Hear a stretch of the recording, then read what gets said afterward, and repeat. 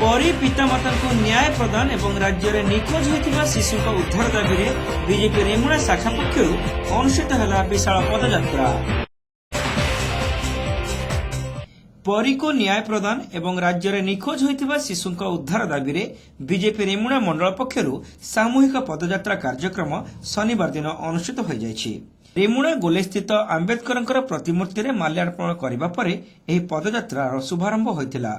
पूर्वतन विधायक गोविंद चंद्र दास नेतृत्व में आयोजित यह कार्यक्रम में बीजेपी राज्य कार्यकारिणी सदस्य शोभना महांती, शुभंकर महापात्र, जिला परिषद सदस्य विपिन मारांडी एवं सीताराम प्रधान, बीजेपी महिला मोर्चा जिला सभापति कमला बिंधाणी प्रमुख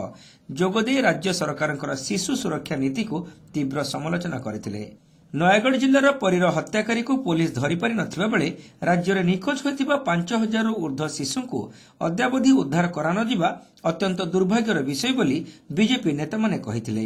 एही मामला को सीबीआई को हस्तांतर करने सह एथिरे संपृक्त मंत्री अरुण साहू को मंत्रिमंडल बहिष्कार करने पई से माने दाबी करथिले।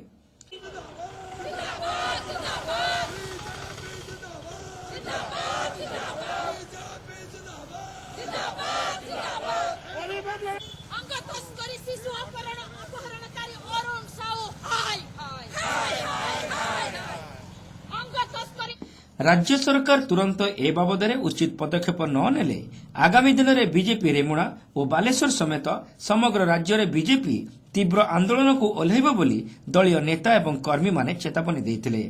परीर हत्याकारी को जो भाव में सरकार घंट गुड़ाउछंती, विशेषकर अरुण साहू जो भाव में आपण रेकर्डिंग बुलूची आपण माने समस्त गणमाध्यम जानिचंती एवं अनुरोध करुची समस्त जनसाधारण को परी को जो हत्या करागला अंग को नि बर्तमान घंट गुड़ा विभिन्न एंगल को ये सरकार बाटबणा कर जो भाव में निज लोक मान नहीं जो तदंतर बाटबणा कर जो से ऑफिसर अच्छा सी भी 5 लाख टका केमती जाची आप समस्त जन गणमाध्यम जानते किंतु मोर अनुरोध आपण माध्यम जनसाधारण को परी रथ बाहर कले से परी को हत्या कले ये सरकार केवली सरकार बर्तमान काठगड़ा अच्छा सरकार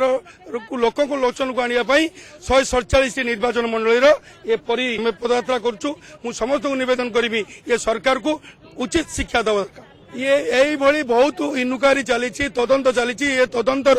किसी फल मिली ना फल शून्य था ये सरकार पाखु आशा करवा वृथा कारण ये सरकार गोटे अपारग सरकार और सरकार बर्तमान काच घर भितर रही सी अच्छा कि ना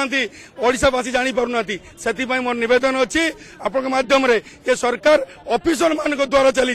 जो ऑफिसर माने यही भली कार्य लिप्त रोचंती ऑफिसर नेता मान घंट उड़ुंट पुलिस ऑफिसर ये निष्क्रिय हो 5T सरकार होची मो सरकार होची किंतु मो सरकार लोकों पाई नुहे ये सरकार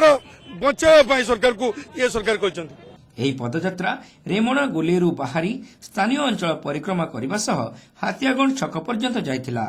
बीजेपी रेमुणा मंडलर विभिन्न पंचायत बहु कर्मी एवं समर्थक माने यही पदयात्रा सामिल होइथिबा देखिबाकु मिलिथिला।